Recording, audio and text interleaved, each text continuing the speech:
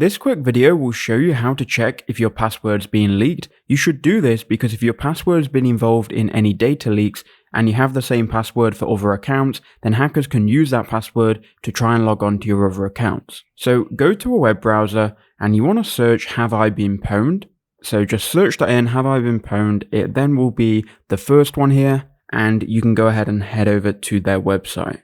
Now on here, you can see it is very simple. You either enter in your email address or you can go to the password section. So if you're on home, head to passwords and you can enter in a password instead. So I'm going to enter in one of my old passwords and we'll see if it's been leaked. And there you go. Once you enter in your password, you can now see that this has been seen 7 times before. And that means that if I've got this password for all of my accounts, it is a security hazard and I should change it. If you want to do the same for your email, I would recommend it. So just enter in a common email address you use here. I've entered in one of my email addresses and you can see that this has been found in 17 data breaches and 2 pastes.